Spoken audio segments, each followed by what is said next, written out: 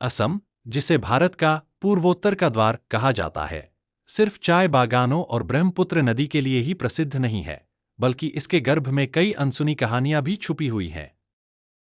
यह धरती प्राचीन सभ्यताओं, जनजातीय संस्कृति, युद्धों और अद्भुत लोक कथाओं की साक्षी रही है।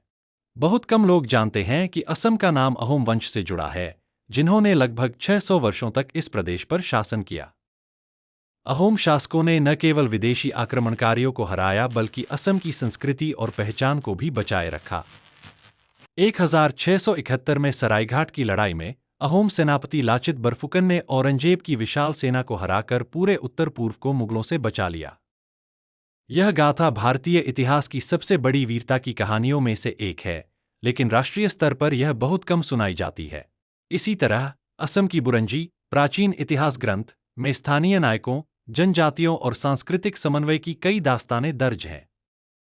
यहाँ की लोक कथाओं में कामाख्या मंदिर की रहस्यमयी कथाएं, भूत प्रेतों और देवताओं की कहानियां और गांव-गांव में गाए जाने वाले लोक गीतों में प्रकृति और जीवन के गहरे दर्शन छिपे हैं। असम की एक और अनसुनी कहानी है मोमाई तामुली बरबरुआ की, जो अहोम साम्राज्य के दौरान गरीब परिवार से उठकर प्रधानमंत्री बरबरुआ बने और जिन्होंने प्रशासन को नई ऊंचाइयां दीं। आज भी असम के जंगलों, नदियों और पहाड़ियों में ऐसी हजारों अनकही कहानियां बसी हैं, वीरता, आस्था और संस्कृति की, जिन्हें सुनकर हमें एहसास होता है कि असम सिर्फ भौगोलिक राज्य नहीं, बल्कि इतिहास, संघर्ष और सभ्यता का जीवंत प्रतीक है।